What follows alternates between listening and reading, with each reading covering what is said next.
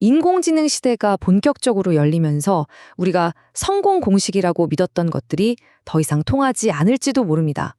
오늘 나눠볼 이야기, 바다를 끓여라는 바로 이 지점에서 아주 급진적인 생각의 전환을 제안하는데요. 한번 깊게 들어가 보시죠. 바다를 끓이려 하지 마세요. 이거 직장 생활 좀 해보신 분들이라면 진짜 한 번쯤은 들어보셨을 법한 말이죠. 너무 크고 비현실적인 목표 세우지 말고 현실적으로 가자. 뭐 이런 의미의 아주 익숙한 조언입니다. 사실 이게 틀린 말은 아니에요. 오히려 되게 현명한 조언이죠. 괜히 허황된 목표 줬다가 프로젝트가 산으로 가는 걸 막아주고 또 팀원들이 실현 가능한 목표에 집중하게 만들어주니까요. 적어도 우리가 평범하다고 생각했던 시기에는 말이죠. 그런데 말이죠. 만약에 지금이 더 이상 그런 평범한 시기가 아니라면 어떨까요? 인공지능 같은 기술이 아예 이 게임의 규칙 자체를 뿌리부터 바꾸고 있다면요? 어쩌면 이 오래된 지혜가 오히려 우리의 가능성을 묶어두는 족쇄가 될 수도 있지 않을까요? 자, 그럼 이 모든 이야기의 출발점으로 한번 가볼까요? 그건 바로 AI가 결국 내 일자리를 빼앗아갈 거라는 우리 마음속 깊은 곳에 있는 그 두려움입니다. 이게 그냥 막연한 불안감이 아니라는 걸 보여주는 일화가 하나 있어요. 한 투자회사 대표가 자기 팀의 최고 엔지니어들이 있잖아요.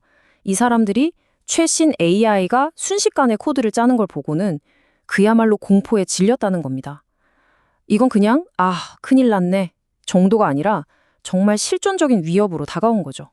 우리 마음속에 어쩌면 본능적으로 이런 생각이 있는 거죠. 기계가 똑똑해져서 이기면 인간인 나는 반드시 지게 된다. 이걸 바로 제로섬 반응이라고 부릅니다. 어떻게 보면 자연스러운 반응일 수도 있어요. 하지만 오늘 우리가 살펴볼 주장의 핵심은 바로 이 생각이 틀렸다는 겁니다.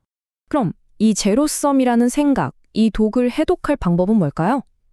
더 열심히 방어하고 내 자리를 지키려고 애쓰는 게 아닙니다. 아예 관점 자체를 180도 뒤집어 버리는 거예요. 아주 급진적으로 생각을 재구성하는 거죠. 자, 여기서 정말 어떻게 보면 좀 도발적인 주장이 하나 나옵니다. 우리가 미래를 두려워하는 진짜 이유는 다름 아닌 우리의 야망이 너무 작기 때문이라는 거예요. 즉, 두려움의 크기는 야망의 크기에 반비례한다는 거죠. 이 주장은 곧바로 우리에게 아주 구체적인 질문들을 던지기 시작해요. 예를 들면 이런 거죠. 왜 우리는 늘 10% 정도의 수익률에 만족해야 하죠? 아예 50%의 순수익률을 목표로 하는 건 정말 불가능한 일일까요? 또 이런 것도 있어요. 왜 우리는 맨날 기존 서비스를 찔끔찔끔 개선하는 데 그쳐야 할까요? 그냥 아예 100배 더 나은 서비스를 만드는 상상을 해볼 수는 없는 걸까요? 그리고 스케일을 확 키워서 아예 인류 문명 단위의 질문까지 갑니다. 인류의 에너지 문제를 한 방에 해결할 수 있는 핵융합 에너지요. 한때는 공상과학 영화에나 나오던 이런 거대한 목표들이 이제는 해결 가능한 엔지니어링 문제 영역으로 들어오고 있다는 겁니다. 에이, 너무 뜬구름 잡는 소리 아니야? 라고 생각하실 수도 있어요. 글쎄요, 역사를 돌아보면 꼭 그렇지만도 않다는 걸 알 수 있습니다. 기술 발전이 보여주는 몇 가지 교훈을 한번 보시죠. 일시화라는 개념 혹시 들어보셨나요? 건축가이자 사상가인 버크민스터 풀러가 만든 용어인데요. 말이 좀 어렵죠? 근데 이걸 풀어 설명하면 아주 간단해요. 점점 더 적은 것으로 점점 더 많은 것을 해낸다는 기술 발전의 기본 원리입니다. 기술이 우리 자리를 뺏는 게 아니라 오히려 우리를 더 가볍고 더 강력하게 만들어준다는 거죠. 자, 다리가 어떻게 발전해 왔는지를 보면 이 원리가 한눈에 보입니다. 무겁고 투박한 돌다리에서 시작해서 더 가벼운 철제 트러스, 그리고 지금은 아주 가느다란 강철 케이블로 넘어가잖아요.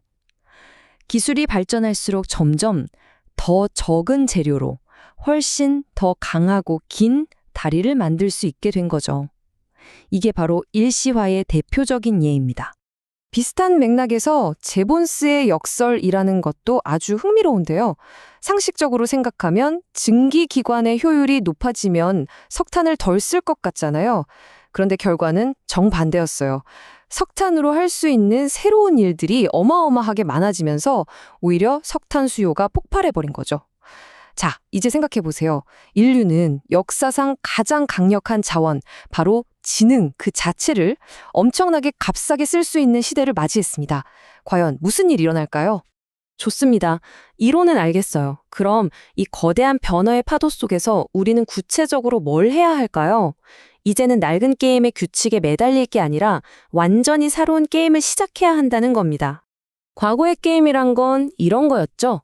기껏해야 5% 효율을 더 짜내거나 사람을 줄여서 비용을 아끼는 것. 한마디로 1.05배의 현재에 집중하는 거였어요.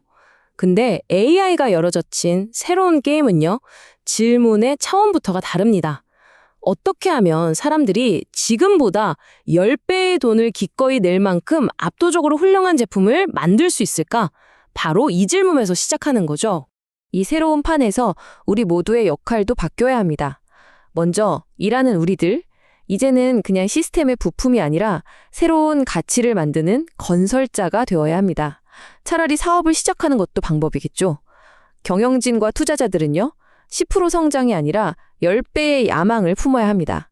그리고 스타트업들은 눈앞의 작은 개선이 아니라 10배 더 나은 미래를 설계하고 만들어야 하고요. 결국 이 모든 변화가 가리키는 미래는요, 일자리가 사라지는 암울한 세상이 아니라는 겁니다. 오히려 그 반대죠. 더 좋고 더 빠르고 더 많은 것을 원하는 우리 인간의 끝없는 욕망이 마침내 기술을 통해 충족되는 훨씬 더 풍요로운 세상이 열릴 거라는 아주 낙관적인 전망입니다. 자, 그래서 이 모든 이야기는 결국 단 하나의 아주 개인적인 질문으로 돌아옵니다. 바로 당신을 향한 질문이죠. 바다를 끓인다는 이 거대한 비유를 당신의 도전으로 가져와 보세요. 당신이 끓여야 할 바다는 무엇입니까? 당신은 어떤 불가능에 도전하시겠습니까?